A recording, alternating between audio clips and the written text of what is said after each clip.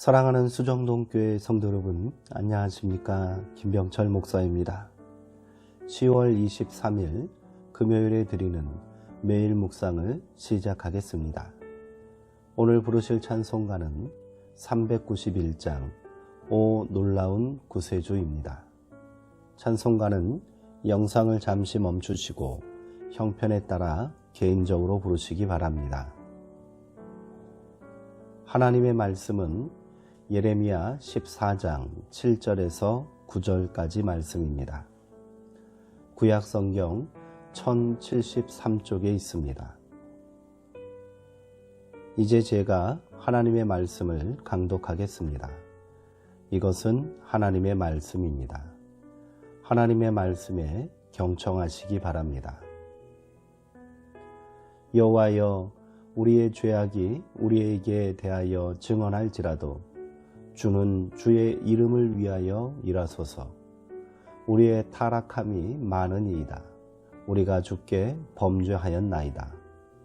이스라엘의 소망이시요 고난당한 때의 구원자시여, 어찌하여 이 땅에서 거류하는 자같이 하룻밤을 유숙하는 나그네같이 하시나이까.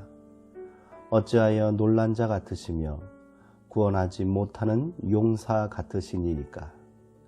여호와여, 주는 그래도 우리 가운데 계시고 우리는 주의 이름으로 일컬음을 받는 자이오니 우리를 버리지 마옵소서. 아멘. 그래도 우리 가운데 계시옵소서라는 제목으로 묵상 말씀을 나누도록 하겠습니다. 하나님은 당신의 말씀을 경청하지 않고 제 고집대로 살던 백성들, 죄악에 익숙해져서 선을 행할 줄 모르는 백성들에게 경고의 의미로 극심한 가뭄을 내리셨습니다. 백성들은 기력을 잃은 채 땅바닥에 쓰러져 탄식하고 땅은 거북이 등처럼 갈라지고 땅에서는 풀조차 돋아나지 않았습니다. 사람들은 그동안 못할 일이 없는 것처럼 도도하게 살아왔지만 하나님이 잠시 은총을 거두시면 아무것도 할 수 없는 무력한 자들임을 절감했던 것입니다. 그러기에 그들은 하나님 앞에 엎드려 기도했습니다. 여호와여, 우리의 죄악이 우리에게 대하여 증언할지라도 주는 주의 이름을 위하여 일하소서. 우리의 타락함이 많으니이다. 우리가 주께 범죄하였나이다. 하지만 이 기도가 진실한 것이 되기 위해서는 삶이 먼저 갱신되어야 한다고 예레미야는 말합니다. 사회적 약자들의 살 권리를 마구 짓밟았던 죄를 회개해야 합니다. 마음이 찢어지는 고통을 겪고 있는 이들의 마음을 헤아리지 못한 채 함부로 말했던 죄를 눈물로 씻어야 합니다. 남의 골수를 마르게 했던 죄에서 돌이켜야 합니다. 때때로 고통은 사람을 본래의 자리로 되돌려 놓는 계기가 됩니다. 버티기 힘든 고통을 겪다 보니 백성들은 비로소 하나님의 은총이 아니고는 살 수 없는 자기의 한계를 직시하지 않을 수 없었습니다. 그리고 민족사의 어려운 고비마다 지켜주시고 건져주신 은혜를 떠올리게 되었습니다. 하지만 하나님은 그들의 처지에 아랑곳하지 않으시는 것 같습니다. 그래서 예레미야는 간절히 부르짖고 있습니다. 주여, 우리를 버려두지 마십시오. 신락 같은 희망조차 버릴 수 없습니다. 희망은 하나님에게서 올 수밖에 없지요. 그 희망을 품기 위해 우리가 할 일이 있습니다. 우리 속에 하나님이 머무시는 공간을 마련하는 일입니다. 우리의 마음 속에, 우리가 맺는 관계 속에, 우리가 섞여 살고 있는 사회 속에서 하나님의 자리를 마련해 드려야 합니다. 하나님을 소외시킨 죄를 참회하고 하나님을 우리 삶의 중심에 모셔야 합니다.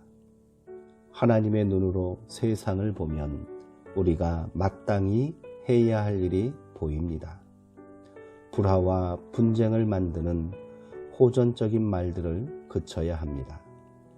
누군가를 없앰으로 평화를 만들 수 있다는 망상을 떨쳐버려야 합니다.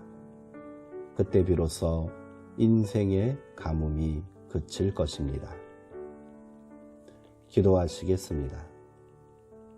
하나님, 전도자는 바람이 그치기를 기다리다가는 씨를 뿌리지 못한다. 구름이 거치기를 기다리다가는 거두어들이지 못한다고 말했습니다.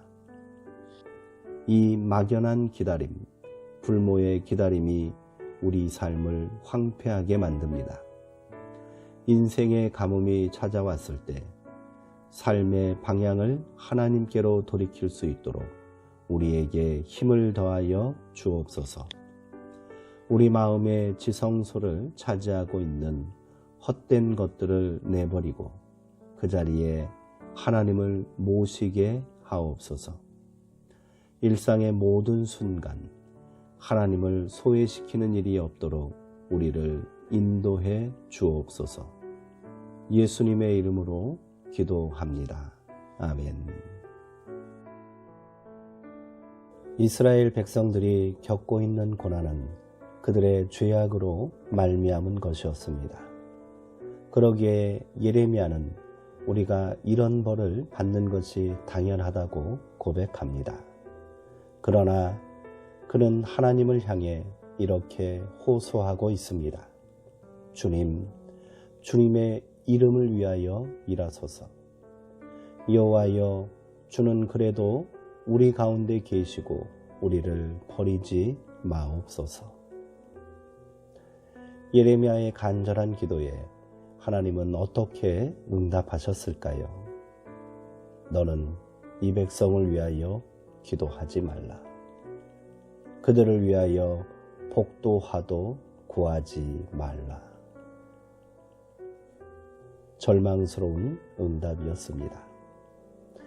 그러나 하나님께서는 더 큰 계획을 가지고 계셨습니다.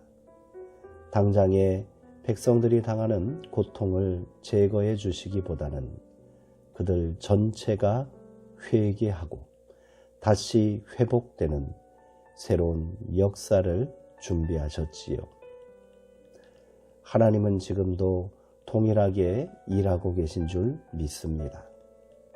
그래서 우리는 오늘도 간절히 기도해야 합니다. 하나님의 길은 우리의 길과 다르고 하나님의 생각은 우리의 생각보다 높으시기 때문입니다. 사랑하는 성도님들, 오늘도 평안하시고요. 주 안에서 강건하시기 바랍니다.